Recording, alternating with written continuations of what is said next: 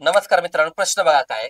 दोन क्रमवार संख्याचा गुणाकार 552 असेल तर त्यापैकी मोठी संख्या कोणती म्हणून तुम्हाला प्रश्न विचारलाय. आता दोन क्रमवार बॅक टू बॅक दोन संख्येचा गुणाकार असतो ना, तो पटकन कसा सोडवायचा बघा. इथं काय दिलंय तुम्हाला? 552 दिलाय. त्या 552च्या अलीकडील परिपूर्ण एखाद्या संख्येचा वर्ग येतो. ती संख्या कोणती आहे ते बघायचं. मग 552च्या अलीकडील कुठल्या संख्येचा वर्ग आहे? तर 23चा वर्ग येतो बघा, 529 येतो. बरोबर. 552च्या अलीकडची पूर्ण वर्ग संख्या, याचं वर्गमूळ घेतलं, किती घेतलं? 23. ही जी 23 येते ना, ती लहान संख्या येते बरं का. काय येते? लहान संख्या येते. आणि बॅक टू बॅक सांगितलंय म्हणजे 23 नंतर काय येणार? 24.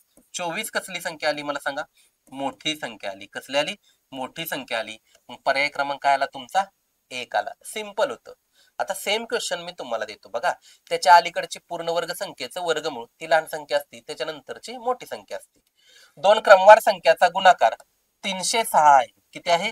306 असेल तर त्यापैकी मोठी संख्या कोणती? या प्रश्नाचं उत्तर तुम्ही कमेंट करा.